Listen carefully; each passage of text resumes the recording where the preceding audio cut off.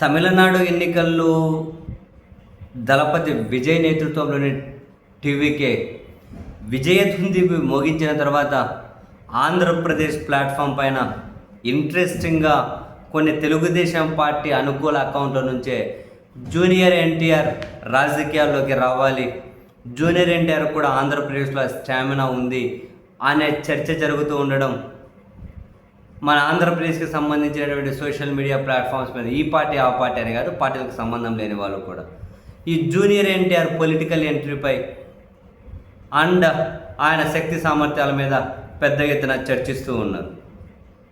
Interesting ఏంటి అంటే junior NTR ఎప్పుడు కూడా నేను రాజకీయాలకు వస్తాను మళ్ళీ అని చెప్పలేదు, నాకు ఆసక్తి ఉంది అని చెప్పలేదు. ఎప్పటికప్పుడు నేను సినిమాల మీదే దృష్టి పెడుతూ ఉన్నా, నాకు సినిమా ప్రపంచమే అని అయితే ఆయన చాలా సందర్భాల్లో చెబుతూ వచ్చారు. కానీ జూనియర్ ఎన్టీఆర్ పొలిటికల్ ఎంట్రీ చుట్టూ చర్చలు అయితే ఆగడం లేదు. అంతెందుకు మొన్న జూనియర్ ఎన్టీఆర్ వాళ్ళ తల్లి గారిని అనంతపురం టీడీపీ ఎమ్మెల్యే గారు దూషించినప్పుడు కూడా జూనియర్ ఎన్టీఆర్ అభిమాన సంఘాల నుంచి మేము అనుకుంటే తెలుగుదేశం పార్టీ అభ్యర్థులను చాలా చోట్ల ఓడించగలం, మేమే అవసరం అనుకుంటే ఎన్టీఆర్ అభిమాన సంఘాలుగా ఎన్నికల బరిలో దిగుతామని కూడా వాళ్ళు చాలా కీలక వ్యాఖ్యలు చేసి ఉన్నారు. అప్పుడే ఆ అంశం మీద జూనియర్ ఎన్టీఆర్ ఏమీ స్పందించలేదు. అండ్ ఇప్పుడు మళ్ళీ జూనియర్ ఎన్టీఆర్ రాజకీయ ఎంట్రీ మీద అయితే చర్చ జరుగుతూ ఉంది. అండ్ ఇక్కడ మనం గమనించాల్సిన అంశం ఏంటి, తెలుగుదేశం పార్టీ ఎన్టీ రామారావు గారి దగ్గర నుంచి చంద్రబాబు గారు పూర్తిగా లాగేసుకున్న తర్వాత చంద్రబాబు గారి దగ్గర నుంచి ఇప్పుడు నారా లోకేష్ గారి చేతుల్లోకి వెళ్తూ ఉన్న సమయం అంటే కంప్లీట్గా ఆయన చేతుల్లోకి వెళ్ళిపోతూ ఉంది. అంటే పార్టీ పరంగా వర్కింగ్ ప్రెసిడెంట్ అని పోయింది. నెక్స్ట్ అధికారికంగా కూడా మరి ఈ టర్మ్లో లోకేష్ గారికి బాధ్యతలు ఇస్తారా, లేదా 29 ఎన్నికల్లో కూటమి కలిసి ఉండాలి అంటే చంద్రబాబు గారి లీడర్షిప్పే ఉండాలి. కాబట్టి ఆ ఎన్నికల ఫలితాల మీద ఆధారపడి ఏమైనా లోకేష్కి నెక్స్ట్ ప్రభుత్వంలో ఇవ్వబోయే కీలక బాధ్యతల గురించి ఏమైనా చర్చ జరుగుతుందో తెలియదు. ఆ ఎన్నికల ఫలితాల వరకు చూస్తారా, అంతకుముందు ఏమైనా అవకాశం ఇస్తారా అని. బట్ తెలుగుదేశం పార్టీ అయితే పూర్తిగా నారా లోకేష్ చేతుల్లోకి అలా ట్రాన్స్ఫర్ అవుతూ ఉంది.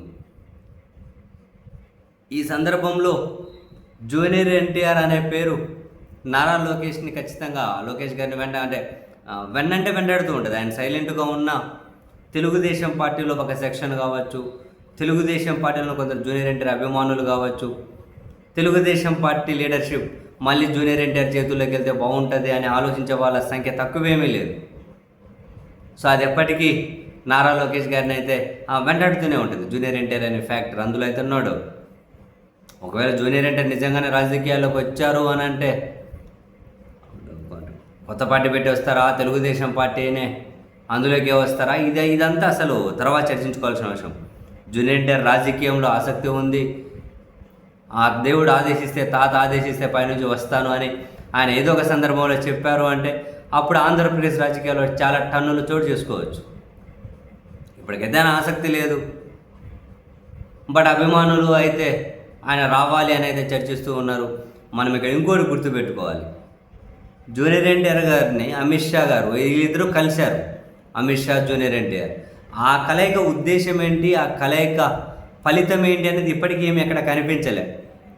బహుశా ఆ కలయిక ఉద్దేశం ఇంకా క్షేత్రస్థాయిలోకి ఎంటర్ అవ్వలేదేమో. మహానుభావులు ఎవరిని ఊరికే గెలవరు. అమిత్ షా కూడా జూనియర్ ఎన్టీఆర్ని ఏమి ఊరికే కలిసి ఉండరు. ఎందుకో కలిశారు, దేనికోసం కలిశారో కూడా తెలియదు.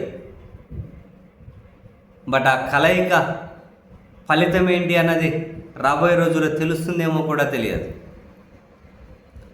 ఒకటైతే ఫ్యాక్ట్లేండి, చంద్రబాబు గారు రాజకీయంగా పూర్తిగా పక్కగా తప్పుకున్న తర్వాత నారా లోకేష్ గారు ఫుల్ ఫ్లెడ్జ్డ్గా టీడీపీ లీడర్గా ఎమర్జ్ అయిన తర్వాత అతను ఏ విధంగా నాయకత్వాన్ని చూపించగలుగుతారు, ఆయనకు తెలుగుదేశం పార్టీ వర్గాల నుంచి ఏ విధమైన మద్దతు దక్కుతుంది అనే దాని మీద జూనియర్ ఎన్టీఆర్ రాజకీయ ప్రవేశం ఏమైనా డిపెండ్ అయి ఉంటుందా అంటే కొట్టిపడేయలేం. చూడాలి.